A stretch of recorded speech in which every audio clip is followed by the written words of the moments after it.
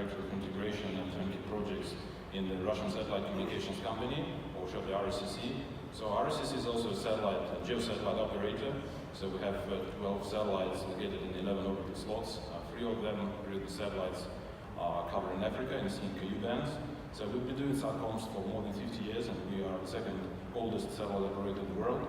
So we've been working in Africa starting from 2015 and providing services to local satellite service providers, and the applications we are targeting are IP trunking, cellular backhaul, and enterprise VSATs.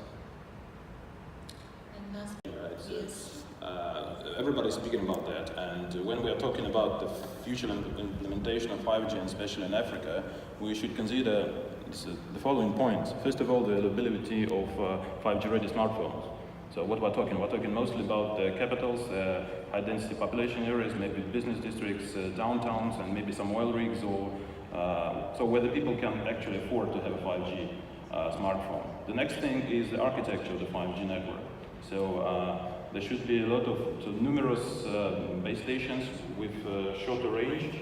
So that requires heavy investments for the MNOs to do on the 5G network. And if we look into the current situation, Africa lags in tower density right now.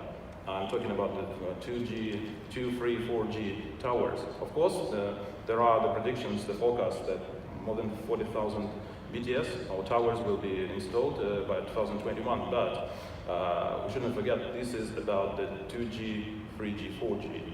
And at the same time, the MNO should also invest in the 5G base stations and towers. And so it will be very complicated for MNO to look at two directions, because they still need to support the 3G network, which is still the main revenue driver for each MNO here. And we see that more and more MNOs in Africa, they still continue to invest in 3G networks. The other thing we need to consider about the 5G is the applications. So if 2G, 3G, even 4G network, it's more about communication between people to people. 5G network is mostly M2M, machine to machine, or machine to people, to subscribers. And then, in order to justify the investments in 5G, the MNOs should have enough applications and services running. And 5G is not just a means of communication, it's the basics, it's a base for certain industries. So that's why a lot of requirement and customers for different VR, AI, IoT, machine learning applications should exist. So that's my point.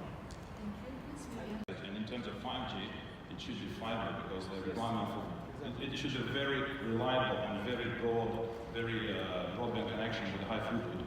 And it's almost impossible for local telcos and MNOs to run the fiber to reach BTS.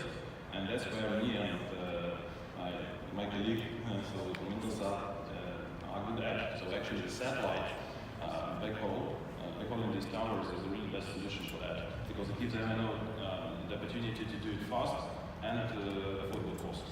Thank you. We'll just move to Miriam and then try and see some contributions from the group. Okay. I wanted to dial up a little bit. It might have been a better comment when we started.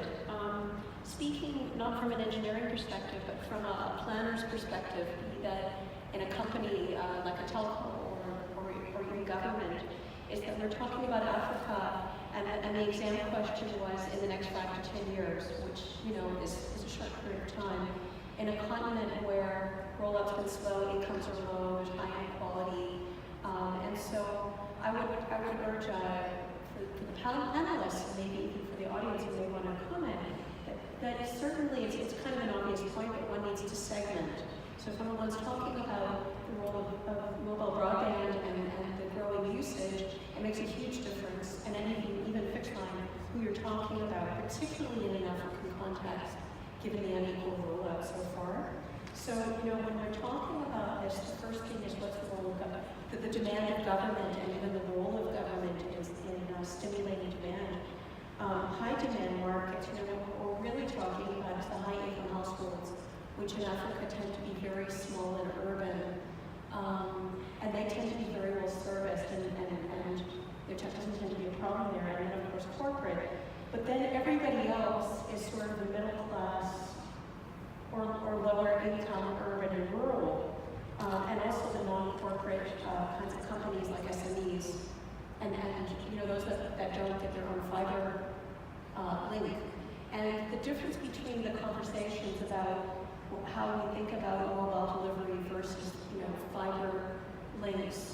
form of satellite depends completely on, particularly in an African context, on who we're talking about. So that's the first point. The second point, and I won't be long, but the second point is that we mustn't get ahead of ourselves. I think in the continent we tend to, and I speak for South Africa as well, we tend to move too slowly. I think government tends to not have the kinds of wherewithal to regulate and guide effectively. Having said that, I'd almost say one wants to slow down. And what I mean by that is one doesn't want to get ahead of what the demand might be. For a telco, ahead of where the monetization is, and for government to not get too far ahead of where demand really is. Partly because as long as the technology rollout is future-proof enough, the cost of rolling out has fallen. We don't necessarily know what the technology is going to be going forward.